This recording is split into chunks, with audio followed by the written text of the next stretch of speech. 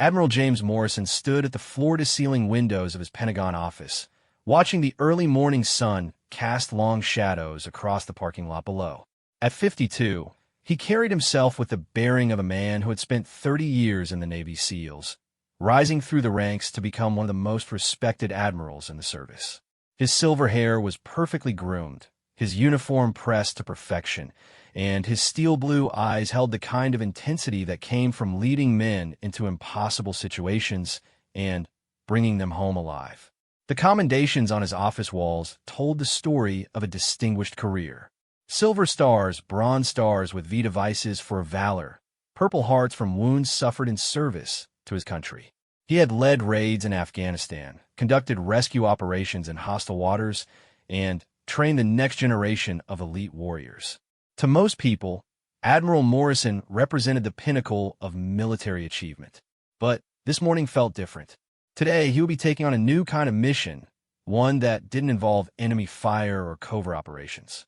Instead, he would be working with the Department of Veterans Affairs to oversee a new program designed to help wounded warriors transition back to civilian life.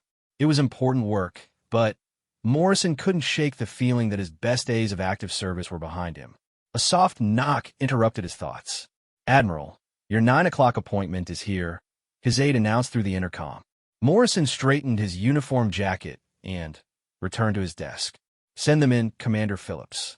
The door opened, and Commander Phillips escorted a woman into the office. Morrison's first impression was of someone who seemed almost too young and too small to be wearing the uniform of a Navy captain.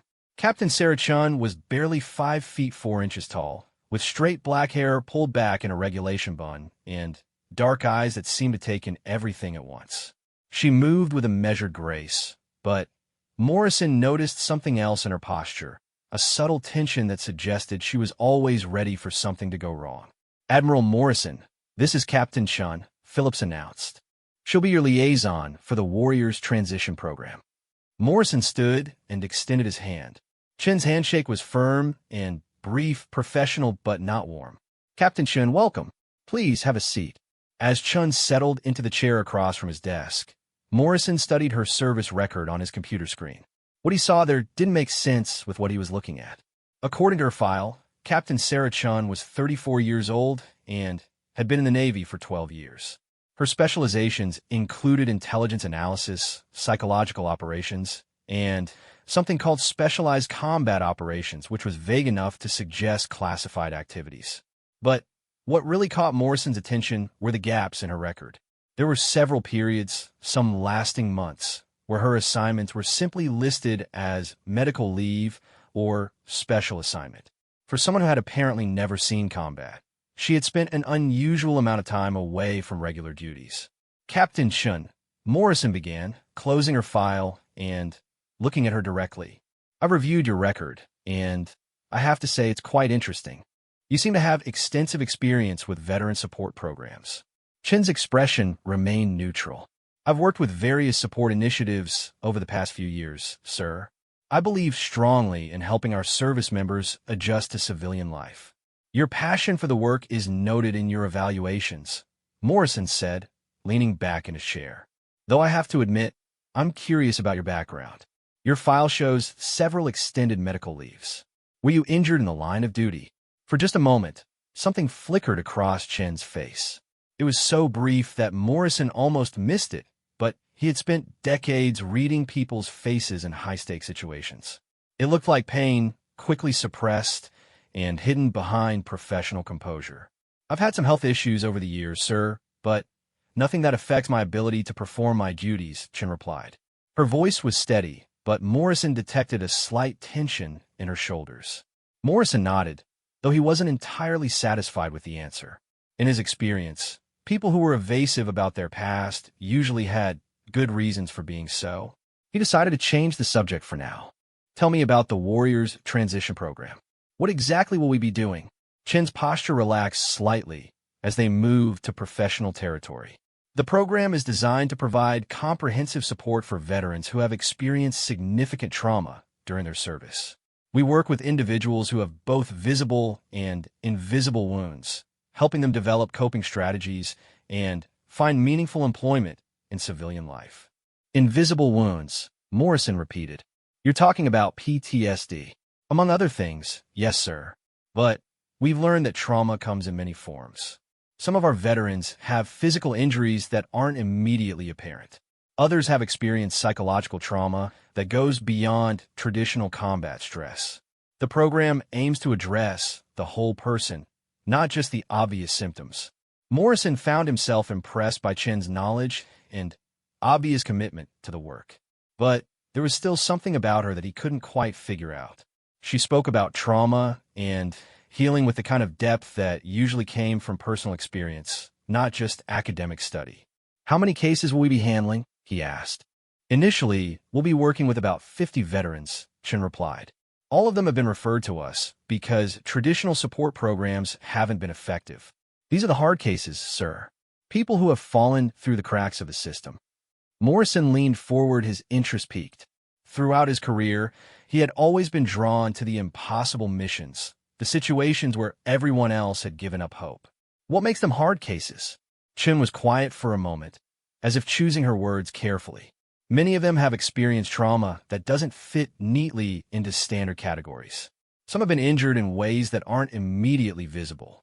Others have been through experiences that they can't or won't talk about, even to trained therapists. They've been labeled as difficult or uncooperative, but the truth is that the system hasn't figured out how to help them. And you think we can? I think we have to try, sir. These are people who serve their country with honor. They deserve better than being written off as lost causes. Morrison studied Chen's face as she spoke. There was a passion in her voice that went beyond professional dedication. This was personal for her, though he still couldn't understand why. I've been assigned to this program because the Navy believes my experience with special operations gives me insight into the kind of trauma these veterans have faced, Morrison said. But I have to be honest, Captain. Most of my experience is with active combat situations. I've dealt with wounded warriors in the field, but the long-term psychological aspects of trauma are outside my expertise. That's why we'll be working together, sir. Your experience with leadership and crisis management will be invaluable. And I bring knowledge of trauma therapy and veteran support systems. Morrison nodded, but he was still puzzled by something. Captain, I noticed that you don't have any combat deployments listed in your record. How did you develop expertise in combat trauma? Again, that brief flicker of something across Chen's face. This time, Morrison was sure he saw pain, followed immediately by what looked like anger, though she suppressed both emotions quickly. I've worked closely with combat veterans for several years, sir.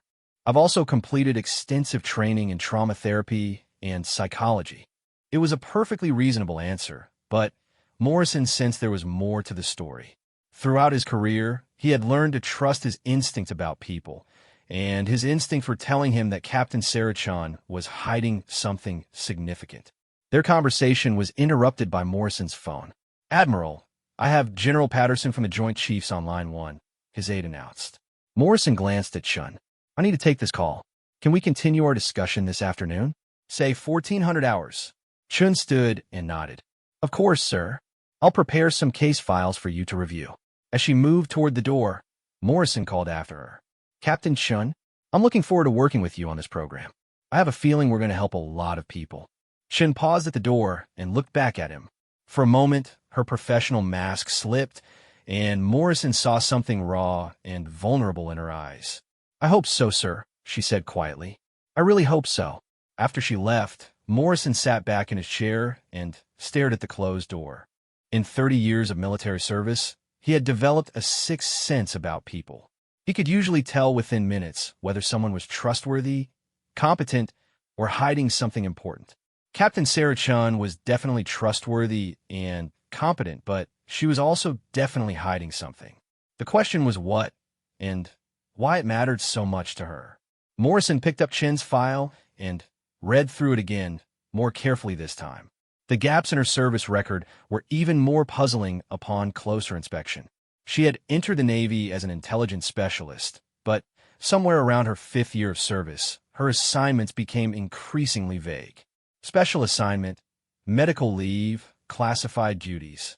For someone who had never been deployed to a combat zone, she had an unusual number of unexplained absences. He made a mental note to do some discreet checking.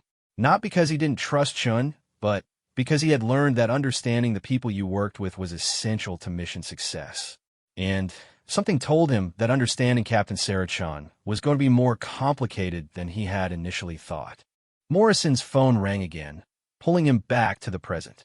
General Patterson was waiting, and there were a dozen other items on his schedule before his afternoon meeting with Chun. But as he reached for the phone, he found himself thinking about the way Chun had looked when she talked about veterans who had fallen through the cracks of the system. It was the look of someone who knew exactly what that felt like. The morning passed quickly as Morrison dealt with budget reports, personnel issues, and strategic planning meetings. But in the back of his mind, he kept thinking about his new assignment and his enigmatic liaison officer. The Warriors Transition Program was important work, the kind of mission that could make a real difference in people's lives. Morrison had always believed that taking care of veterans was one of the military's most sacred duties. But he also knew that the most challenging cases, the ones that traditional programs couldn't help, required a different approach. They needed people who understood trauma, not just intellectually, but viscerally. People who had been through the fire themselves and come out the other side. People like Captain Sarah Chun. He was beginning to suspect, though he still had no idea what fire she had walked through. The afternoon meeting took place in a different setting. Instead of Morrison's formal Pentagon office, Chun had suggested they visit the Warriors Transition Center, a converted warehouse in Arlington that served as the program's headquarters. Morrison arrived at precisely 1400 hours to find Chun waiting for him in the parking lot. "I thought you should see the facility before we dive into individual cases," Chun explained as they walked toward the building. "It helps to understand the environment we're working in." The exterior of the building was unremarkable, but Morrison was impressed by what he found inside. The space had been transformed into a combination of office areas, group meeting rooms, recreational spaces, and what appeared to be several therapy rooms. Everything was designed to feel welcoming rather than institutional, with comfortable furniture, warm lighting, and artwork on the walls. "This doesn't look like any military facility I've ever seen," Morrison observed. "That's intentional," Chun replied. "Many of our participants have negative associations with traditional military environments. We want this to feel like a safe space where they can let their guard down." As they walked through the facility, Morrison noticed several people who were obviously veterans, though most were dressed in civilian clothes. Some were sitting alone, staring at computer screens or reading books. Others were engaged in quiet conversations in small groups. What struck him most was the atmosphere of tension that seemed to permeate the space, as if everyone was constantly on alert for potential threats. "How many people use the facility on a typical day?" Morrison asked. "It varies. We have some regulars who come in almost every day, and others who only show up for scheduled appointments. The goal is to let people engage with the program at their own pace, without pressure." They passed a recreational area where several veterans were playing pool. Morrison noticed that one of the players, a man in his 30s with prematurely gray hair, kept positioning himself so that he could see all the entrances to the room. Another player, a woman with short red hair, had what appeared to be burn scars covering the left side of her neck and jaw. "Tell me about these two," Morrison said quietly, gesturing toward the pool players. Chun followed his gaze. "The man is Marcus Thompson, former Army Ranger, 3 tours in Afghanistan. He's been with the program for 8 months. The woman is Jennifer Walsh, former Marine explosive specialist. She's been here for about 6 months. What are their stories?" Chun was quiet for a moment. Marcus was involved in a convoy that hit an IED. He lost 2 members of his team and spent 6 weeks in a German military hospital. Physically, he recovered completely, but he struggled with survivor's guilt and hypervigilance. He hasn't been able to hold a job for more than a few weeks since his discharge. Morrison nodded. He had seen similar cases throughout his career. "And Walsh?" "Jennifer's situation is more complicated. She was injured in an explosion during a training exercise at Camp Lejeune. The official report listed it as an equipment malfunction, but Jennifer maintains that it was the result of sexual harassment that had escalated to the point where someone was trying to hurt her." Morrison frowned. "Was there an investigation?" "Yes, but it was inconclusive. The evidence was destroyed in the explosion, and Jennifer was the only witness." She received medical treatment for her burns and was eventually medically retired, but she's never felt that the military took her allegations seriously. As if sensing their attention, Jennifer Walsh looked up from her pool shot and made eye contact with Chun. Morrison saw her nod slightly in acknowledgement, but there was something guarded in her expression. She doesn't trust easily, Chun observed, following Morrison's gaze. Can you blame her? Chin's voice was soft when she replied. No, sir. I can't. They continued their tour, with Chin pointing out different areas of the facility and explaining the various programs available. There was a computer lab where veterans could develop job skills, a workshop area for hands-on projects, several group therapy rooms, and individual counseling offices. The key to our approach is flexibility, Chin explained. Traditional therapy doesn't work for everyone, so we offer multiple pathways to healing. Some people respond better to group activities. Others need one-on-one counseling. Some find that working with their hands helps them process trauma, while others prefer intellectual challenges. Morrison was impressed by the thoughtfulness behind the program design. Who developed this approach? It was a collaborative effort involving psychologists, social workers, and veterans who had been through the system themselves. The veteran input was crucial because they understood what worked and what didn't from personal experience. They entered a quiet room that had been set up as a library and reading area. Morrison noticed that many of the books were memoirs written by veterans, but there were also volumes on psychology, philosophy, and various practical skills. This is one of our most popular spaces, Chun said. A lot of our participants find comfort in reading about other people's experiences. It helps them feel less alone. Morrison picked up a memoir written by a female veteran about her experiences with military sexual trauma. Do you have many cases involving MST? Chin's posture became slightly more rigid, more than you might expect. It's one of the most underreported and misunderstood forms of military trauma. The victims often face additional challenges because their trauma comes from within the military community rather than from external enemies. That must make it particularly difficult to treat. It does. When the institution that you've sworn to serve becomes the source of your trauma, it creates a complex psychological situation. These veterans often struggle with feelings of betrayal that go beyond typical combat stress. Morrison sensed that Sean was speaking from deep knowledge, possibly personal experience, but he didn't push the issue. Instead, he asked, "How do you approach cases like that?" Very carefully. Trust is the foundation of any therapeutic relationship, but it's especially important when working with MST survivors. They've often been let down by the very people who were supposed to protect them, so building trust takes time and consistency. They moved to another area where Morrison noticed a woman sitting alone at a corner table, working on what appeared to be a complex jigsaw puzzle. She was probably in her late 20s with brown hair pulled back in a ponytail and an intense focus on her task that seemed to shut out everything else around her. "Who's that?" Morrison asked. Chun looked over and her expression softened. "That's Amy Rodriguez, former Navy corpsman, served with a Marine unit in Iraq. She's been working on that same puzzle for 3 weeks. Is that therapeutic?" "For Amy, yes. She has severe PTSD with dissociative episodes. When she feels overwhelmed, she comes here and works on puzzles. The repetitive, logical nature of the task helps ground her in the present moment." Morrison watched Amy for a moment. Her concentration was absolute, and he could see that her hands were shaking slightly as she worked to place each piece. What happened to her? Amy was attached to a forward operating base that came under frequent mortar attacks. During one particularly intense bombardment, she spent 12 hours treating wounded Marines while under fire. She saved 7 lives that day, but the experience left her with severe trauma. She can't handle loud noises, crowded spaces, or unexpected touch. Has she been able to work since her discharge? Chin shook her head.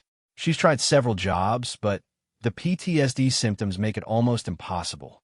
She had a panic attack during a job interview when a car backfired in the parking lot. Another time, she had to leave a restaurant job because the sound of plates clattering in the kitchen sent her into a flashback. Morrison felt a familiar anger rising in his chest. Throughout his career, he had seen too many good people broken by their service to their country. then abandoned by the system they had sacrificed for. What's her prognosis? Amy's case is challenging because her trauma is so severe, but she's incredibly intelligent and motivated. She wants to get better, which is half the battle. We're working on gradual exposure therapy and teaching her grounding techniques. They continued through the facility, and Morrison met several more veterans, each with their own story of service and struggle. There was David Kim, a former Air Force pilot who had developed severe anxiety after a near crash during a training mission. Maria Santos, an Army logistics specialist who had been sexually assaulted by her commanding officer and was struggling with trust issues. Robert Johnson, a Navy submarine veteran who had claustrophobia so severe that he couldn't ride in elevators. What struck Morrison most was the diversity of their experiences. He had always thought of military trauma primarily in terms of combat exposure, but the cases he was seeing involved everything from sexual assault to training accidents to psychological abuse by superiors.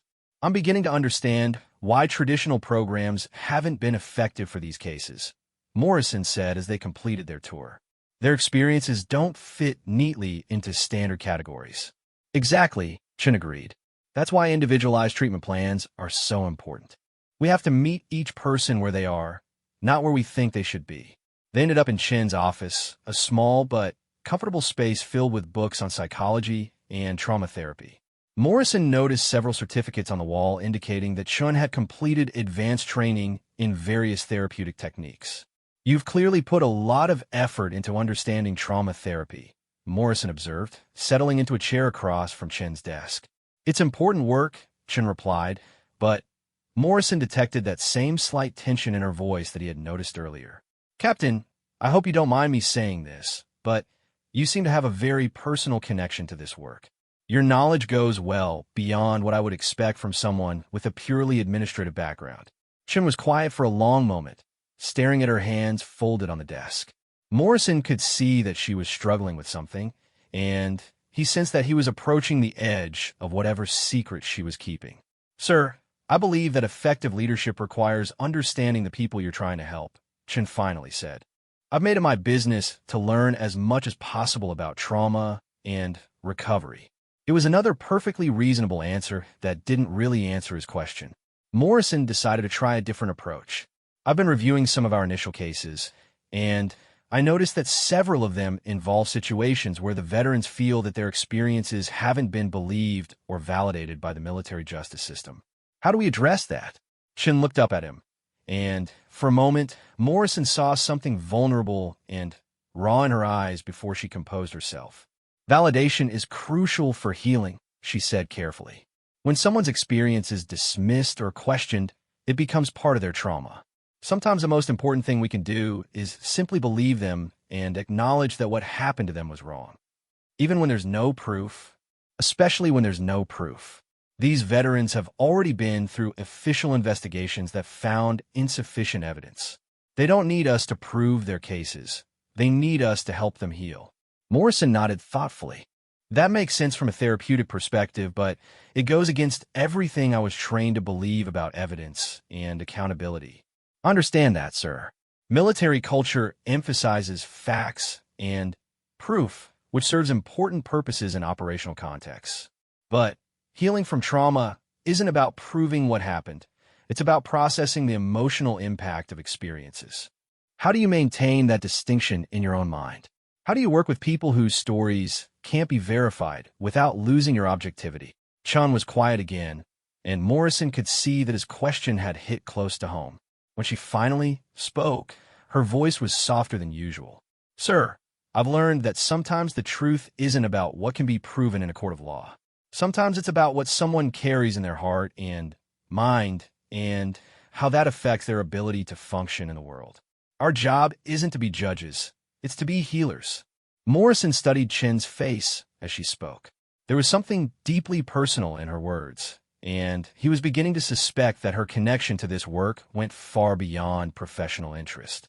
Captain, I want you to know that I respect your expertise and your dedication to these veterans. But I also want you to know that if there's anything in your own background that's relevant to our work together, I'm here to listen. Chin met his eyes for a moment, and Morrison saw what looked like a war being fought behind her composed exterior. For a second, he thought she might open up to him, but then her professional mask slipped back into place. "Thank you, sir. I appreciate that." Morrison knew he wasn't going to get more than that, at least not today, but he filed away his observations and suspicions. Captain Sarah-chan was carrying secrets, and those secrets were almost certainly related to her passion for helping traumatized veterans. The question was whether those secrets would help or hinder their mission to heal the broken warriors who had been forgotten by everyone else. 3 weeks into their partnership, Morrison had developed a deep respect for Captain Chen's abilities. She was brilliant at reading people, intuitive about what therapeutic approaches might work for different individuals, and completely dedicated to the veterans they were serving. But she was also becoming increasingly exhausted, and Morrison was starting to worry about her. Chun was always the first person at the center in the morning and the last to leave at night. She took on the most difficult cases personally, spent hours reviewing research on trauma therapy, and seemed incapable of saying no when someone needed help. Morrison had tried to talk to her about pacing herself, but she deflected his concerns with the same professional politeness she used to avoid talking about her past. The breaking point came on a Thursday afternoon that had started like any other. Morrison was in his temporary office at the center, reviewing progress reports, when he heard raised voices from the main area.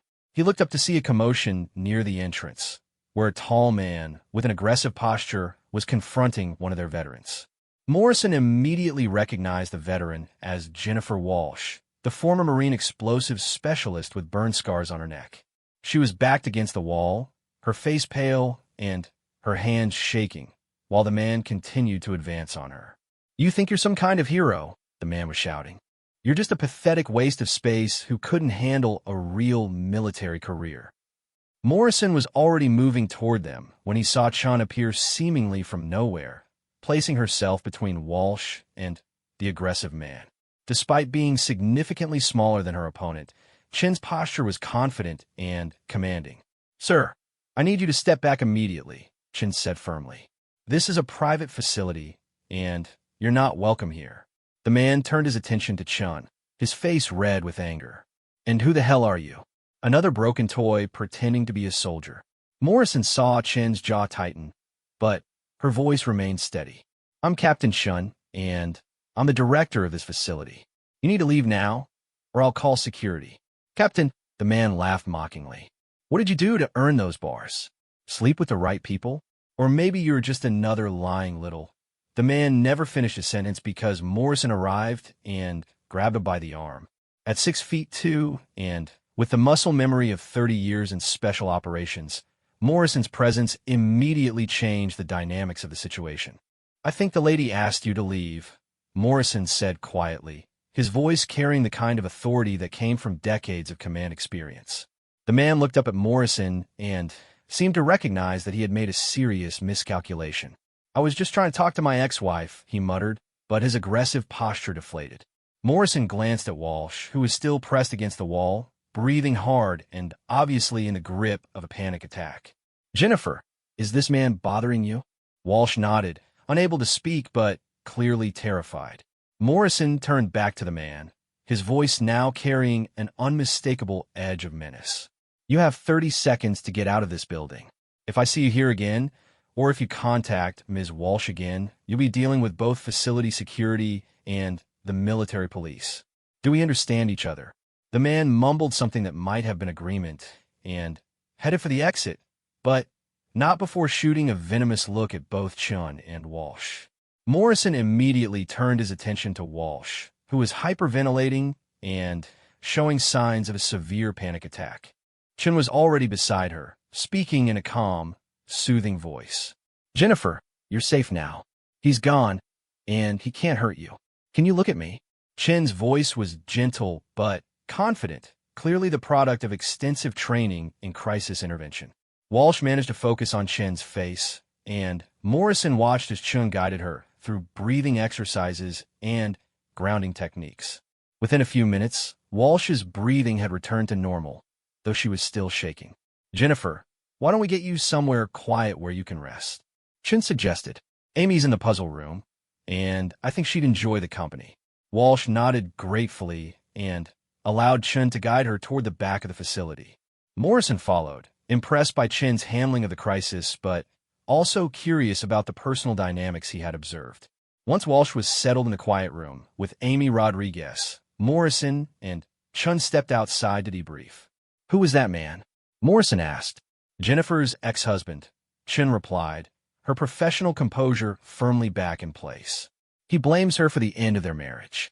According to Jennifer, he became increasingly abusive after her injury, telling her that she was damaged goods and no good to anyone." Morrison felt his anger rising again. "Has he been here before?" "No, but Jennifer's been afraid he would show up eventually. He's been calling and leaving threatening voicemails, but she's been afraid to report it because she thinks no one will believe her." "Why wouldn't they believe her?" Chen's expression became guarded. "Because she doesn't have any physical evidence, and he's never made specific threats. He's careful to stay just within legal boundaries while making it clear that he could hurt her if he wanted to." Morrison studied Chen's face. "That seems like a very specific understanding of psychological intimidation tactics." "It's a common pattern in domestic abuse cases," Chen replied, but Morrison detected that familiar tension in her voice. They were interrupted by Chen's phone buzzing. She glanced at it and frowned. "I need to take this. It's about one of our other cases." As Chun stepped away to take the call, Morrison found himself thinking about the way she had handled the crisis. Her response had been immediate, confident, and expertly executed. She had positioned herself to protect Walsh without hesitation, despite being significantly smaller than the threat. That kind of tactical thinking usually came from personal experience with violence, not just training. Chin returned a few minutes later, looking troubled. "That was about Marcus Thompson. He didn't show up for his scheduled appointment yesterday, and he's not answering his phone. His landlord says he hasn't been seen in 2 days." Morrison immediately shifted into operational mode. "Do we have a home address?" "Yes, but, sir, I don't think we should just show up unannounced. Marcus has severe trust issues and hypervigilance. If he's having a crisis, unexpected visitors might make things worse. What do you recommend?" Chun considered for a moment. "I think I should go alone, at least initially. Marcus knows me, and he's more likely to respond to a familiar face." Morrison shook his head. "Absolutely not. If Thompson is in crisis, you shouldn't be going into that situation alone." "Sir, I appreciate your concern, but I've handled situations like this before. Sometimes the best approach is a gentle, non-threatening presence." Morrison was about to argue when his phone rang. The caller ID showed it was the Arlington Police Department. "Admiral Morrison," he answered. "Sir, this is Detective Sarah Kim with Arlington PD. We have a situation involving one of your program participants. Marcus Thompson barricaded himself in his apartment and is threatening self-harm. He specifically asked for someone from your program." Morrison felt his stomach drop. "We'll be right there." He ended the call and turned to Chun. "Change of plans. We're both going, and we're going now." The drive to Marcus Thompson's apartment complex took 20 minutes, during which Chun briefed Morrison on Thompson's psychological profile and potential triggers. Morrison found himself impressed once again by the depth of her knowledge about trauma responses and crisis intervention techniques. Marcus's primary trauma responses involve feelings of abandonment and survivor's guilt, Chun explained. He lost 2 close friends in the IED attack, and he's been struggling with the question of why he survived when they didn't. His hypervigilance makes him constantly scan for threats, which is exhausting and contributes to his depression. Has he made suicide attempts before? Not attempts, but he's had suicidal ideation. He's talked about feeling like his life doesn't have meaning anymore, and that his friends died for nothing. They arrived at the apartment complex to find it surrounded by police cars and emergency vehicles. Detective Kim, a Korean-American woman in her 40s, met them at the perimeter. "The situation is stable for now," she briefed them. "Thompson is alone in a second-floor apartment. He's armed with a handgun, but he hasn't made any aggressive moves toward officers. He's been talking about his military service and saying that he should have died with his friends." Morrison absorbed the tactical situation quickly. "What's the layout of the building?" 2-story complex with external stairs. Thompson's apartment has windows facing the parking lot and the back courtyard. We have the building evacuated and officers positioned to prevent him from leaving, but we haven't attempted entry. Has he been communicating? Sporadically. He answered the phone a few times, but won't engage in sustained conversation. He keeps asking if someone from his program is coming. Morrison turned to Chun. What's your assessment? Chun was staring up at Thompson's apartment window, and Morrison could see that she was running through various scenarios in her mind. Marcus responds well to honesty and direct communication. He doesn't like feeling manipulated or managed. If we're going to reach him, we need to be genuine about caring what happens to him. Can you talk to him? I think so, but, sir, I need to be honest with you. This situation is bringing up some personal issues for me. I'll do whatever Marcus needs, but I wanted you to know that I might not be completely objective. Morrison looked at Chin sharply. It was the closest she had ever come to acknowledging that her connection to their work was personal. What kind of personal issues? Chun was quiet for a moment, and Morrison could see that internal war being fought again behind her eyes. Sir, I've been in a similar place to where Marcus is right now. I understand what it feels like to think that death might be easier than living with certain kinds of pain. The admission hung in the air between them, and Morrison felt several pieces of the puzzle that was Captain Sarah Chun click into place. Her knowledge of trauma therapy, her passion for helping difficult cases, her understanding of how the military system could fail its people. All of it made sense if she had been through a serious crisis herself. Captain, are you sure you're up for this? Chin met his eyes directly for the first time since he had known her. Sir, I'm exactly the right person for this, because I know what Marcus is going through. But I need you to trust me to handle this my way. Morrison studied her face and made a command decision. What do you need from me? Let me talk to him first, alone.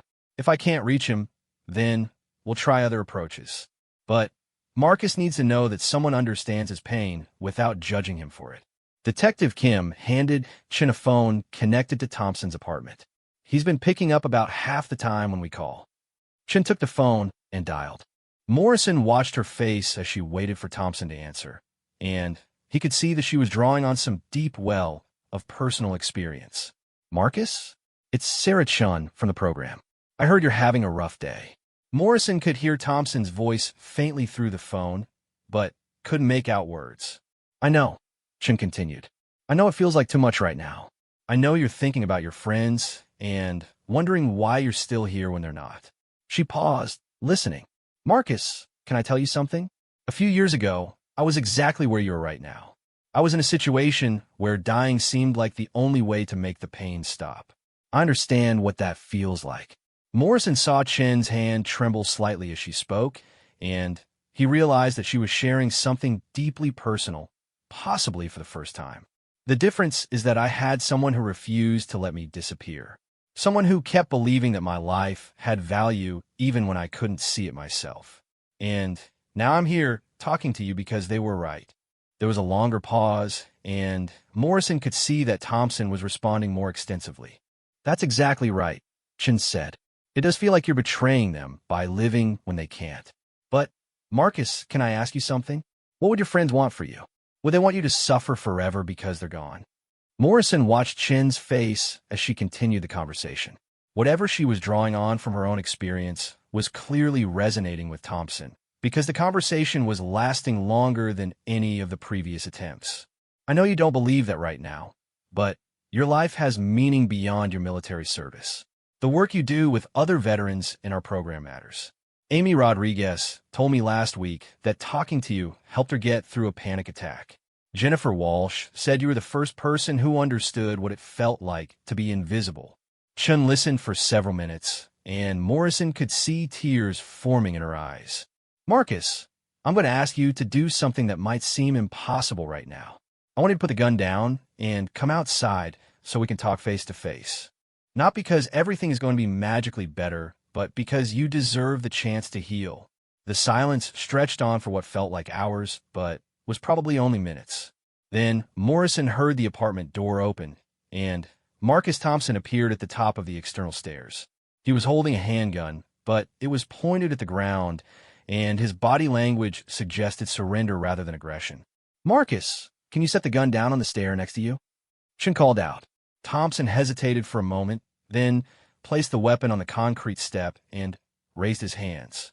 Police officers moved in carefully to secure the weapon and ensure Thompson's safety, but Chen was the one who climbed the stairs to talk to him.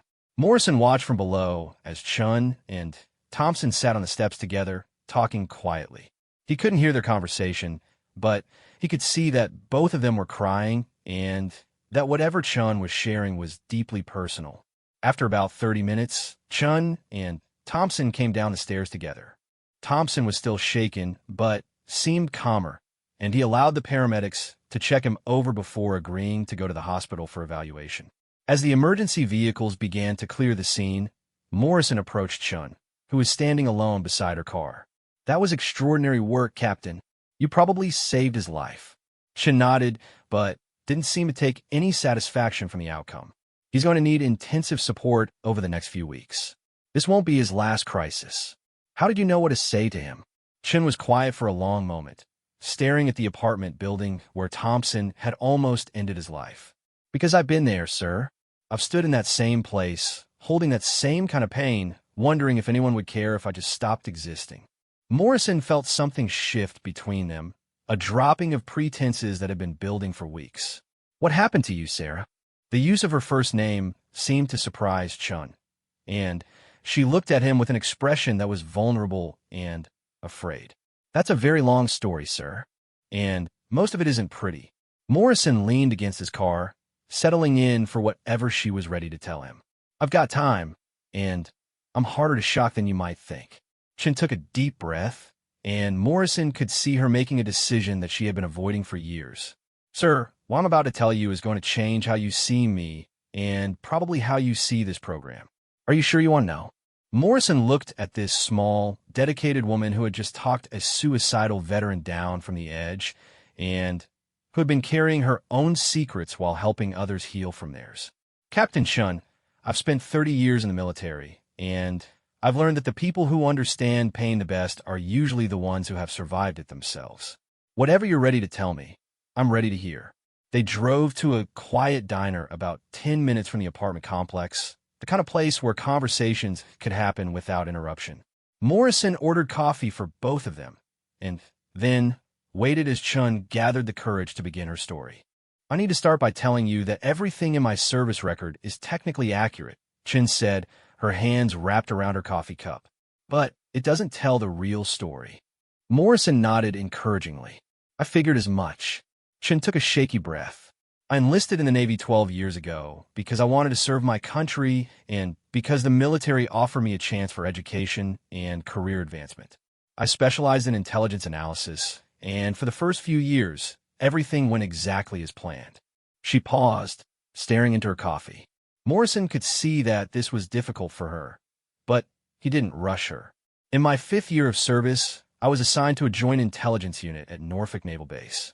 It was considered a prestigious assignment, working with classified information and supporting special operations. My commanding officer was Commander David Sterling." The way she said Sterling's name made Morrison's blood run cold. There was a quality of pain and fear in her voice that spoke of deep trauma. Sterling was considered a rising star in naval intelligence. He was charismatic, professionally successful, and well-connected within the command structure. He was also a predator. Morrison felt his jaw clench, but he remained silent. "It started small," Chen continued. "Comments about my appearance, suggestions that I could advance my career faster if I was more cooperative, invitations to private meetings that weren't really about work. I tried to handle it professionally at first, thinking that if I just did excellent work and maintained appropriate boundaries, it would stop. But it didn't." Chen shook her head. "It escalated. Sterling became more explicit about what he wanted from me. When I continued to refuse, he started making my professional life difficult. Poor performance reviews, assignment to undesirable duties, exclusion from important projects.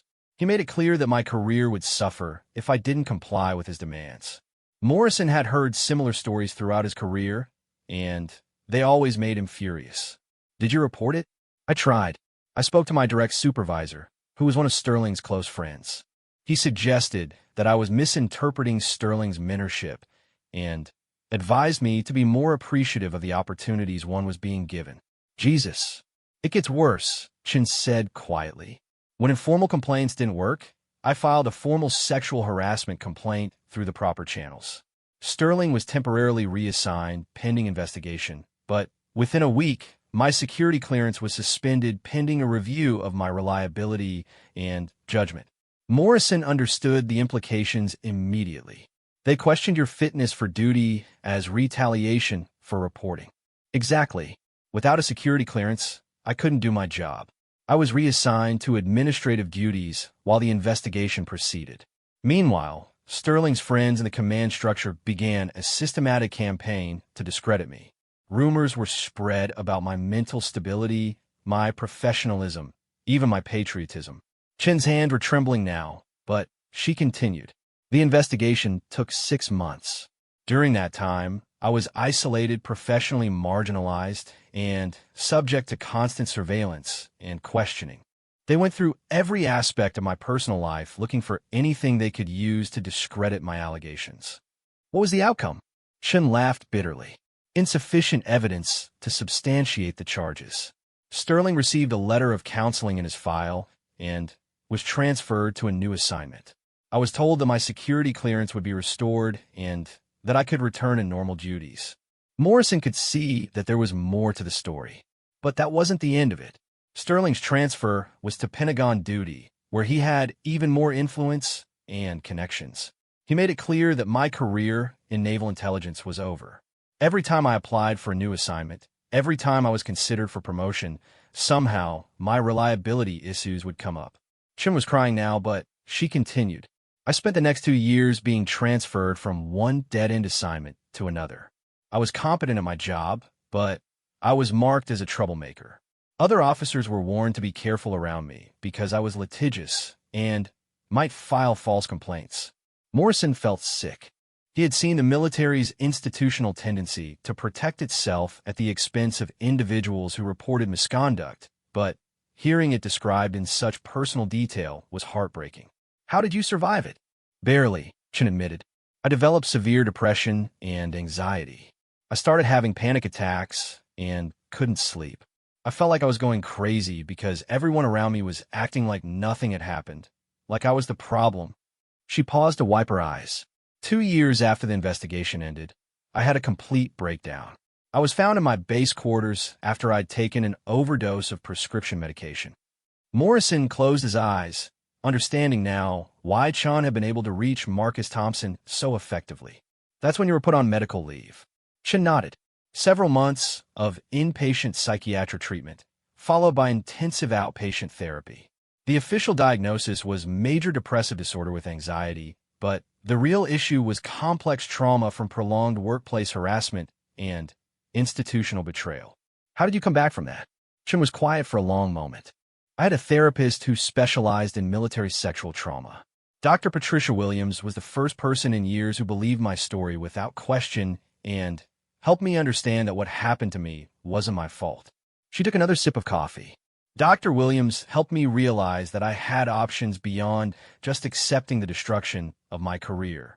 She connected me with other survivors and helped me understand that healing was possible, even if justice wasn't. Morrison was beginning to understand Chin's expertise in trauma therapy. You studied psychology while you were recovering. I became obsessed with understanding trauma and healing.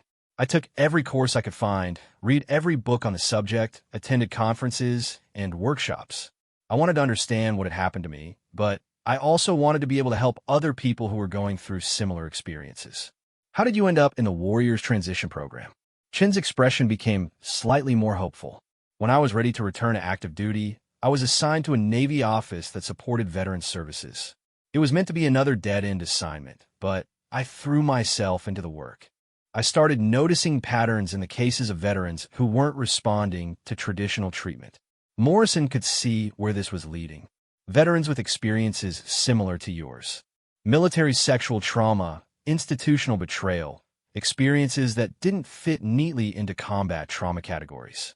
I started developing specialized approaches for these cases, and the success rates were significant enough that people began to take notice.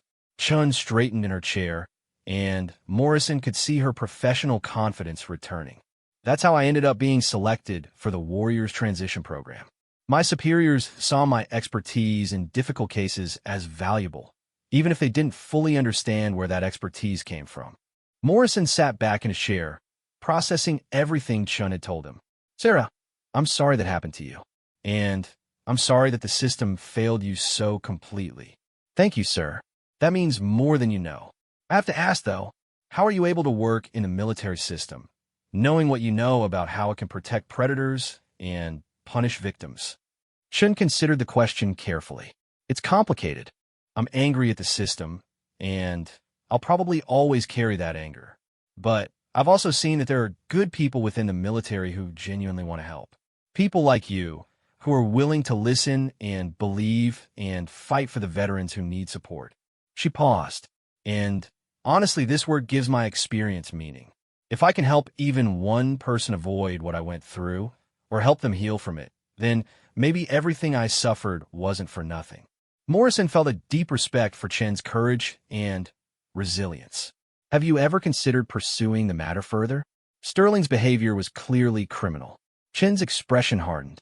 Commander Sterling died in a car accident 3 years ago.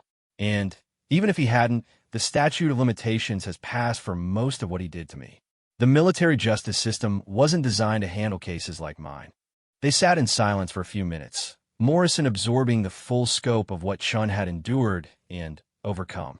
There's something else I need to tell you, Chun said finally. Something that's going to be harder for you to hear. Morrison looked at her questioningly. Chun took a deep breath and began unbuttoning her uniform blouse.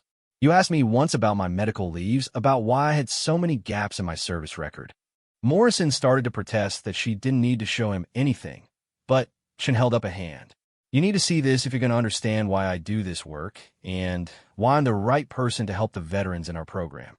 Chun slipped her blouse off her shoulders, leaving her in a plain white undershirt. Morrison could see immediately that her arms and shoulders were covered with scars. Some were thin lines that looked like they might have come from cutting. Others were round marks that could have been from cigarettes. Still others were irregular shapes that suggested more serious injuries. But what made Morrison's blood run cold were the scars on her neck and upper chest that were clearly the result of strangulation attempts. Jesus Christ, Sarah! Chen's voice was steady, but Morrison could see that showing him this was costing her enormously. These are from the 18 months after I filed my complaint against Sterling.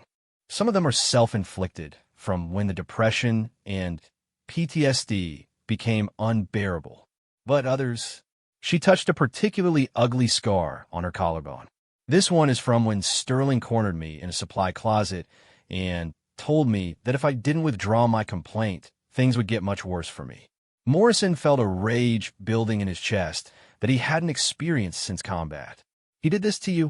Sterling and his friends made it clear that I was no longer under the protection of the military justice system. I was fair game for anyone who wanted to teach me a lesson about keeping my mouth shut. Chun began putting her blouse back on. The official record shows that I was treated for depression and anxiety. What it doesn't show is that I was also treated for multiple injuries that I couldn't report because no one would have believed me. Morrison watched Chun redress, his mind reeling from what she had shown him. Why are you telling me this now? Because I need you to understand that when I work with veterans like Jennifer Walsh or Amy Rodriguez, I'm not just professionally invested in their recovery. I know exactly what it feels like to be betrayed by the institution you trusted, to have your pain dismissed, to be made invisible. Chun met his eyes directly, and I need you to know that if we're going to help these people, we have to be willing to believe them even when their stories seem impossible. Especially when their stories seem impossible. Morrison reached across the table and took Chen's hand. It was the first time he had touched her beyond professional handshakes, and he could feel the tension and vulnerability in her fingers. Sarah, I want you to know that I believe every word you've told me, and I want you to know that you're not alone anymore. Chen's composure finally broke, and she began sobbing quietly. Morrison held her hand and waited understanding that this was probably the first time in years that she had shared her complete story with anyone. After several minutes, Chun composed herself and looked at Morrison with an expression of relief and exhaustion. "So now you know," she said quietly. "Now you know why I understand these veterans so well, and why I'll fight for them no matter what." Morrison squeezed her hand gently. "And now I know why you're exactly the right person to lead this program." They sat together in the quiet diner as the evening light faded outside. Two military officers who had found themselves in an impossible situation, bonded by their shared commitment to helping the forgotten and wounded warriors who had been abandoned by everyone else. Morrison realized that everything about their partnership was about to change. But as he looked at Sarah Chun, scarred but unbroken, traumatized but healing, he knew that change was exactly what their mission needed. The real work was just beginning. 6 months after Sarah's revelation, the Warriors Transition Program had been transformed. What had started as an experimental initiative serving 50 veterans had grown into a comprehensive support system that was being studied by military installations across the country. But more importantly, it had become a place where the invisible wounds of military service could finally begin to heal. Admiral Morrison stood in the main area of the center, watching the afternoon activities with a sense of satisfaction he hadn't felt in years. Marcus Thompson was facilitating a support group for veterans struggling with survivor's guilt. Jennifer Walsh was working one-on-one with a newly arrived veteran who had been sexually assaulted during her deployment. Amy Rodriguez was teaching a stress management workshop, helping other veterans learn the grounding techniques that had helped her manage her PTSD. The transformation in these individuals over the past months had been remarkable, but Morrison knew that the real credit belonged to Captain Sarah Chun. Her willingness to share her own story had created an atmosphere of trust and authenticity that traditional therapy programs couldn't match. Morrison found Chun in her office, reviewing applications for the program's expansion. She looked healthier than she had when they first met. The constant tension in her shoulders had eased, and she smiled more often. The work was still demanding, but she no longer carried the burden of her secrets alone. "How are the expansion plans coming?" Morrison asked, settling into the chair across from her desk. "Better than expected," Chun replied, looking up from her paperwork. "We have requests from 12 different bases to implement similar programs. The preliminary results are impressive enough that Congress is considering dedicated funding." Morrison shook his head in amazement. "When we started this, I thought we'd be successful if we helped a dozen people. Now we're talking about a nationwide program." "The need was always there," Chun said. "We just created a space where people felt safe enough to ask for help." They were interrupted by a knock on the door. Amy Rodriguez peered in, looking nervous but determined. "Captain Chun, Admiral Morrison, do you have a minute? There's something I'd like to discuss with you." Chun gestured for Amy to come in and take a seat. Over the past months, Amy had made tremendous progress in managing her PTSD, but she still struggled with confidence and decision-making. "What's on your mind, Amy?" Chun asked gently. Amy took a deep breath. "I've been thinking about what I want to do with my life, now that I'm feeling more stable. I know I can't go back to being a corpsman, but I don't want to completely leave the medical field." Morrison leaned forward. "What are you considering?" "I'd like to become a trauma counselor, specifically for military veterans. I want to go back to school and get the training I need to help other people the way this program has helped me." Chun's face lit up. "Amy, that's a wonderful idea. You have natural empathy and insight that would make you an excellent counselor. The thing is," Amy continued, "I'm scared that my PTSD will always be a barrier. What if I have a flashback during a session with a client? What if people don't trust me because they know about my mental health issues?" Morrison and Chun exchanged a look. This was a conversation they had been having more frequently as their veterans began to consider careers in helping professions. "Amy," Morrison said, "can I share something with you? Some of the most effective therapists and counselors I've known are people who have personal experience with the issues their clients are facing. Your PTSD doesn't disqualify you from helping others. It gives you insight that textbooks can't provide." Chun nodded. "The fact that you've walked through trauma and come out the other side means you can offer hope to people who are still in the darkness." You can honestly say I know what you're going through because you really do. Amy's eyes filled with tears. Do you really think I could do it? I don't just think you could do it, Chen said firmly. I think you'd be extraordinary at it. And I'd be honored to write recommendations for your graduate school applications. After Amy left, Morrison and Chun sat in comfortable silence for a moment. This kind of conversation had become common as their veterans began to envision futures beyond their trauma. You know, Morrison said thoughtfully, when I first took this assignment, I thought we'd be helping people cope with their injuries and maybe find basic employment. I never imagined we'd be launching new careers for trauma specialists. Chin smiled. It turns out that people who have survived difficult experiences often have a calling to help others do the same. Who could have predicted that? Morrison chuckled. Speaking of which, I have some news. The Navy has offered me a new assignment. Chin's smile faded. Oh, are you taking it? That depends, Morrison said. How would you feel about co-directing this program with me permanently?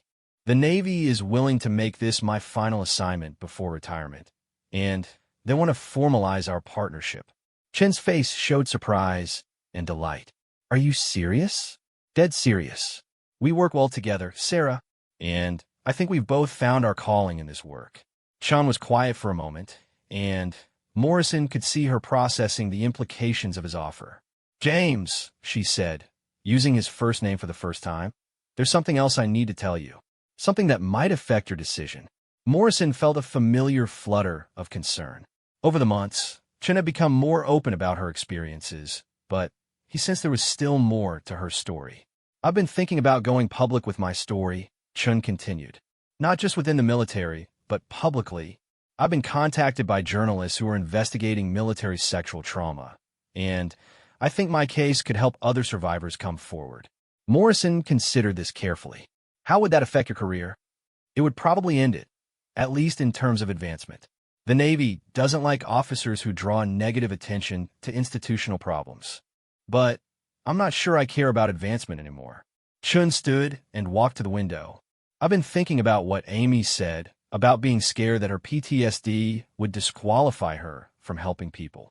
I realize that I'm still doing the same thing, hiding my experiences because I'm afraid they'll be used against me. She turned back to Morrison. But maybe it's time to stop hiding. Maybe my story could help change things for other people. Morrison joined her at the window. What would going public accomplish?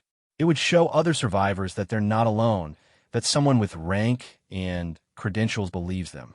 It would put a face on military sexual trauma that's harder to dismiss. And maybe, just maybe, it would make predators think twice if they know their victims might have powerful allies. Morrison nodded slowly. It would also make you a target for retaliation. I've been a target for retaliation for years, Chen replied. At least this way, I'll be fighting back instead of just enduring it. They stood together in silence, watching the veterans in the center below. These were people who had found the courage to confront their trauma and work toward healing. Morrison realized that Chan was asking for the same kind of courage from herself. If you decide to go public, Morrison said finally, you won't be doing it alone. You'll have my support and the support of everyone in this program. Chun smiled gratefully. Thank you. That means everything to me.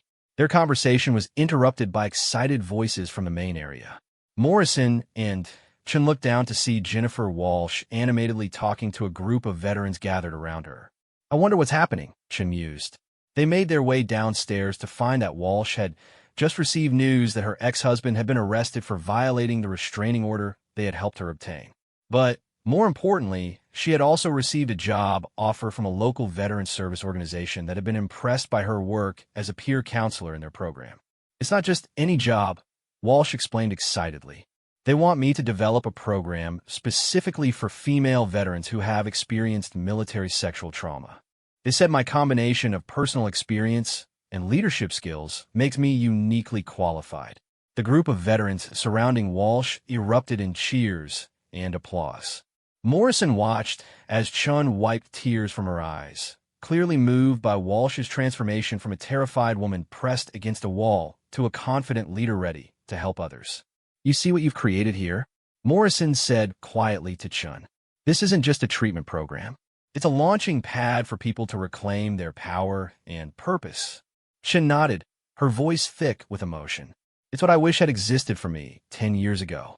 As the celebration continued around them, Morrison felt a deep sense of completion. His career in the Navy SEALs had been about protecting people and completing impossible missions. This work felt like the natural evolution of that calling. So, he said to Chun, "Are we doing this? Are we making this program our permanent mission?"